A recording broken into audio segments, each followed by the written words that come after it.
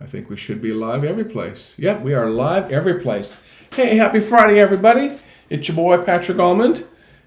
Jaws are flapping. Friday what do we look at? 4:46 Central Time. If you're watching, thank you. I'm not the kind of guy who's going to waste a lot of time getting into stuff. So, because there's always video replay. So, if you're watching on Instagram, thank you for watching very much. Kathy Siegel? Is that you? Oh my goodness. And Jamie, it's always good to see you there. And for those of you watching up on my other camera on, what should this be? This should be YouTube and what do I have up here? YouTube, Twitch, Facebook, and Twitter should be live on the other one. So if you're watching on any of those platforms, hey Kathy, hello, good to see you. I miss my seagull, my surrogate seagull family. Hope you are well wherever you are. Can't tell if you are up north, what I would consider the ranch area, which I haven't been to in forever. I'm assuming that's where you are right there.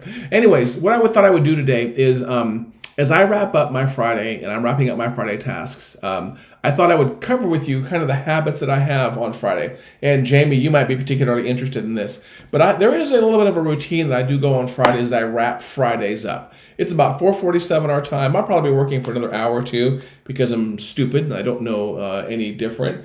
Let's get the graphics off the screen for you guys. I'll add them back on there really good. Okay, graphics should be gone. But as always, everyone, thanks for tuning in. What I thought I would do is run through like my Friday routine. Is what I do is I'm ramping down my Friday.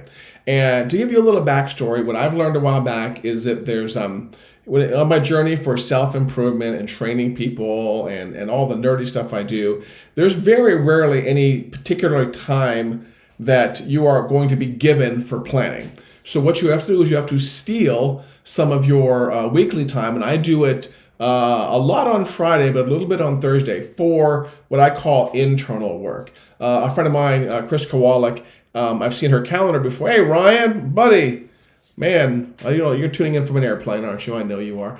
But my buddy, Chris, who's part of a very cool coaching program, when I look at her calendar, like she has her calendar says like front office tasks and back office tasks. So she has some time every single day where she does stuff, client facing, marketing, front of office, and then back of office stuff, which is like accounting, internal marketing, stuff like that. So I wrote down 5 things that I usually do on Friday.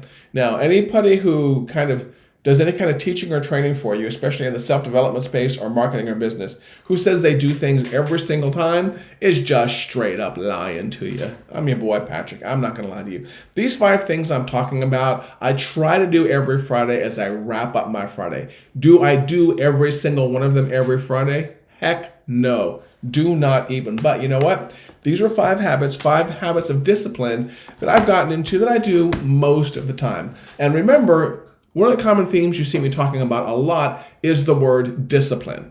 You don't have to do it every single time, but if you're disciplined and you do it most of the time, you're going to have great results. Remember, motivation and inspiration and all that stuff is awesome. I love it. I love it, but it fades. It's not always there. And you know what? You're not always motivated to do jack. So that's where discipline and habits take over, is when you have a list of things that you do, whether they're mind-numbing or boring, or they really don't seem like fun things to do. As long as you keep doing them, you will make consistent progress. So let's go over these 5 things real quick. What should you be doing on a Friday afternoon? These are the notes I wrote for you here.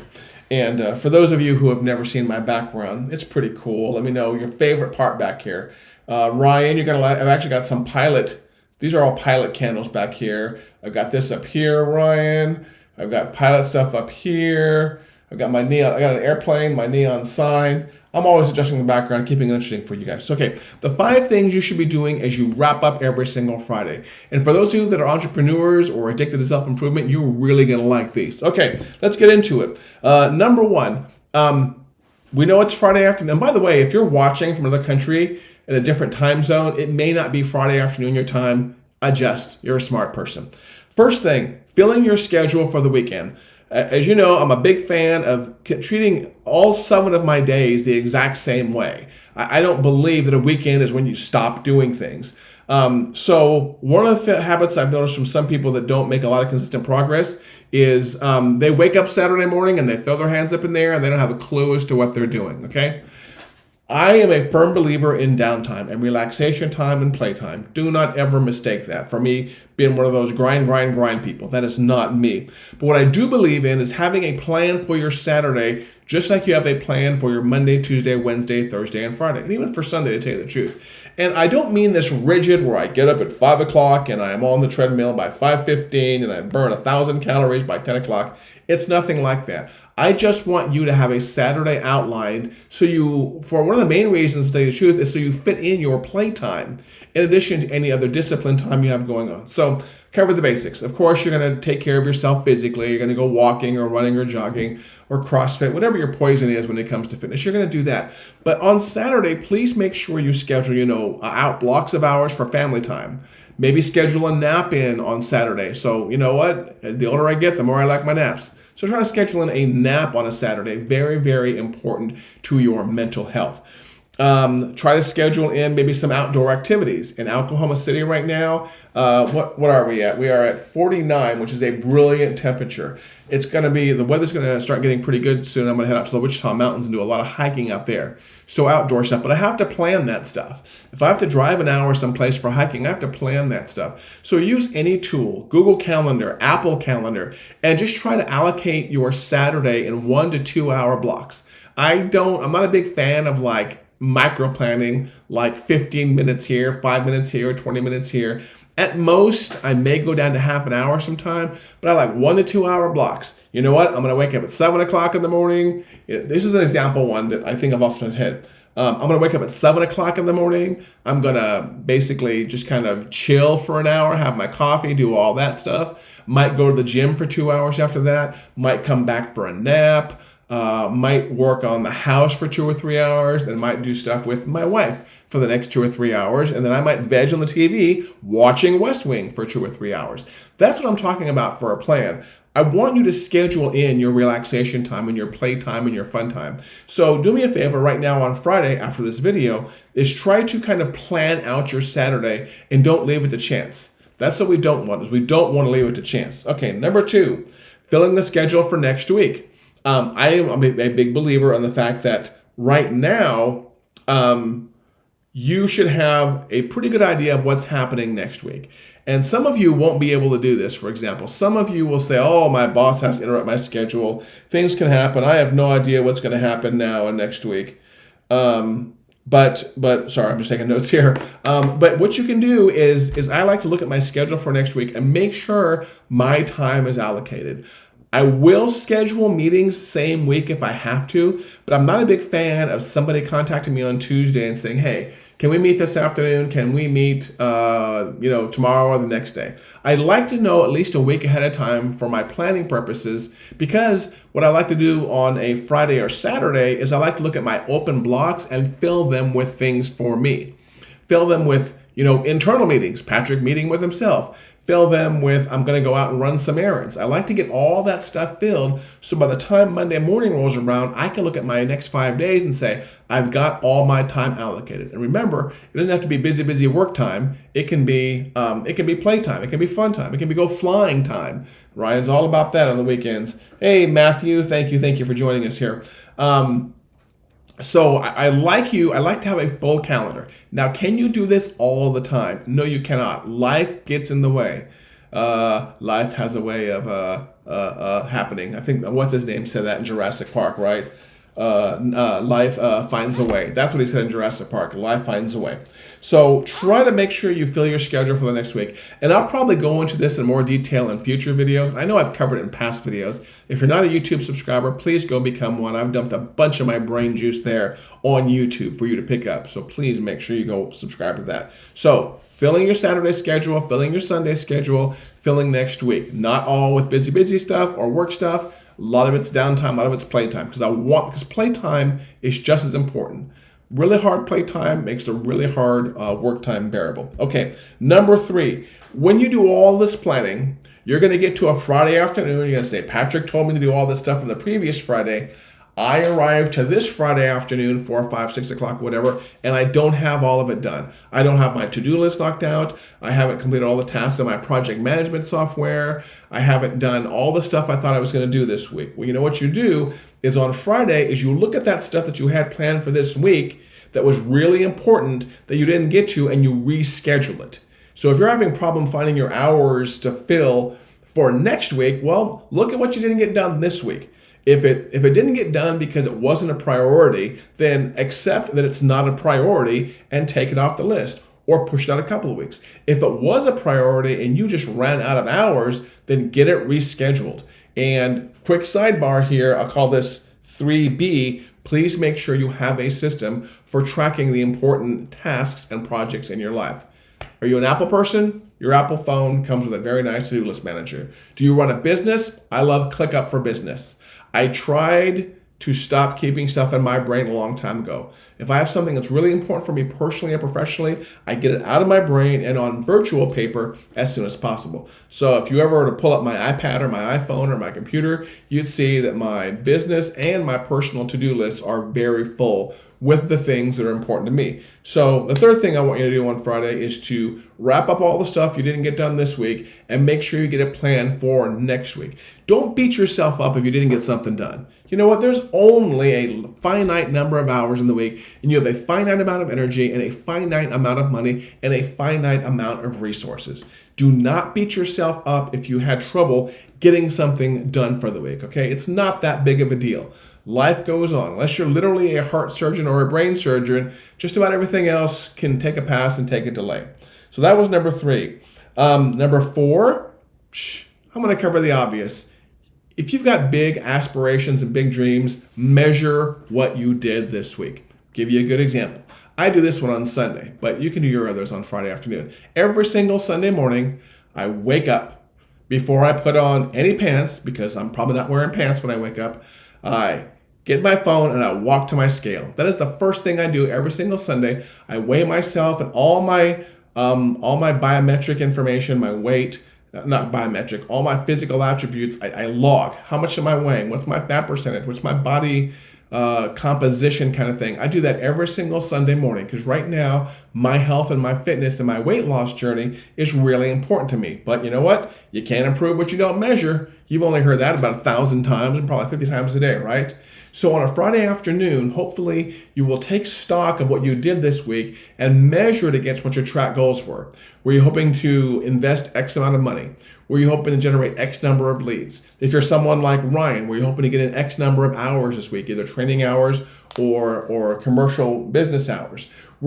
Is there something that you can measure for your week to say, I accomplished this, here's my next big hairy ass goal, or I didn't accomplish it, what can I do the following week? Because again, I want you to take stock on a Friday and be honest with yourself. I didn't get something done because of X, Y, Z. Here's how I can fix that next week. Or I didn't get something done because it's really not a priority. A lot of times we add a lot of stuff to our to-do list, even though it's technically not a priority. Okay? So on Friday afternoon, the fourth one I'm talking about here on Friday afternoon, I want you to take stock of your quantifiable goals, the things you can measure that you can improve on, and say, I did improve, I didn't improve, here's how I do that. Now, how do you start with this? Spreadsheets are great. When you're tracking financial information, lead information, health information, all you need is a simple spreadsheet. Please do not make it complicated. You do not need another app to track goals. I'm sorry, you don't. If you have one and you like it, more power to you, but you don't need an app to track goals. By the way, I'm gonna take a pause here in between 4 and 5 because we're getting ready to wrap up because I don't know how to talk really slow. And if you haven't had a chance yet, whatever platform you're on, please, of course, do the obvious. Like, follow, subscribe, tweet, ping, tag, do whatever you do. Help a brother out, okay? I'm doing this out of my own goodwill because I really enjoy talking to you. But help a brother out, tag somebody, share it. That's all you really do is if you share this on whatever platform you're on, that would really help me out. And let's roll into number 5. Number 5, what was my handwriting say here? Oh, let me tell you, my handwriting really sucks sometimes. Reviewing lessons learned this week. So obviously, number 4 was tracking against measured goals, but every single week we're alive, we should be learning something. Heck, every day we're alive, we should be learning something. And it's important to take stock of that. So whether you write it down, whether you sit over, have a cup of tea, Mrs. Lane, Charity's here, what you do is number 5, reviewing lessons learned for the week. So, like I said, every day and every week we should be learning something, and it's good to write those down. I became a big fan a while back of my iPad and my little Apple Pencil right here. I love this stuff. I'm constantly taking notes in this stuff, and my iPad is my pride and joy, as Cousin Eddie would said from Christmas. Is that Vegas Vacation? That was Vegas Vacation. This in here is my pride and joy, my iPad. I like to take some time, either on Fridays or Saturdays, it's up to you which, and kind of write down the lessons I learned from the week. Not only the good lessons, but what I'm going to say, you know what? Lessons aren't good or bad. They're lessons, okay? I like to write those down. I almost said good or bad. They're not good or bad lessons. They're just lessons. What did I learn this week about myself? What did I learn this week, about my body if I'm on a health journey or a weight loss journey, which I am on? What did I learn this week that was, spiritual or introspective? What did I learn this week about my friends? Did I run to somebody that I want to bring closer into my circle? And did I flesh out some issues from some friends who, I thought they were friends, but they really weren't that good? Because friends will teach you lessons also, right? Really good friends will teach you amazing lessons, and really bad friends will teach you really bad lessons. So take some time using whatever platform you want and try to find a way to take lessons from that. But not only that, you want to take stock of those lessons and write them down so you can review them. So I'm a digital diary kind of guy. So I have a folder on my iPad. If anybody ever wants to see it, I'll gladly show it to you. I have a folder for lessons learned. Whip it out, my pencil. I can sit there for 5 minutes and probably write down 5 or 6 lessons I've learned every single week. So again, for those of you that are turning in towards the end, 5 things real quick that would be good for you to start implementing every single Friday. Jamie, my man, love number 5. You know what? I know Jamie's all about this stuff. Jamie's eating it up. Jamie is brilliant. You guys should follow him too. Number 1, filling your schedule for the weekend. Don't wake up on Saturday and just kind of trip around wondering what to do. Even if it's just screw around time, put 2 or 3 hours of screw around time in there so you don't forget to screw around, okay? I mean, why not? We deserve playtime. We deserve relaxation time. We deserve spa time. And every now and then, Patrick deserves a good pedicure. Number 2, filling the schedule for next week. So not only are you going to make sure that your Saturday and Sunday are fairly well planned, but also the following week is fairly well planned. For those of you that have 9-to-5 jobs, that's very easy to do, no problem. But again, there's morning stuff you can plan, there's afternoon stuff, evening stuff you can plan. Number 3, handling what you didn't get done. So this whole cycle of discipline, coming up with lists, knocking things off of our lists. Like I said, you're going to get around to a Friday afternoon and say, crap, I didn't finish all that stuff. How can I get that scheduled for next week? That's also a good time, though, like I said, to review things that are on your list and get rid of the stuff that's not important. There's some stuff that's not important that shouldn't be on the list at all. Friday is a good time for that. Number 4, measuring against your track goals. If you don't know yet, learn the difference between quantifiable and qualitative and quantifiable and qualitative goals. I think that's right. Someone correct me if I'm wrong. Quantifiable is the one that I know really well. Things that you can measure. I love things that you can measure. I can step on a scale and measure myself, measure my body fat percentage, measure my weight. Try to make sure that all of your goals are quantifiable so you can measure them. If you haven't done so and you want to get into goal planning, the SMART system works out really well. SMART, specific, measurable, attainable or achievable, R, and T. I don't know what that is off the top of my head. And number 5, reviewing lessons learned this week. Because we're always learning. There should always be some lessons we walk around with every week. That's our purpose of being alive, is to learn lessons and learn lessons and learn lessons. And you learn a lot of them through your 10s and your 20s and your 30s, and then you start sharing those lessons.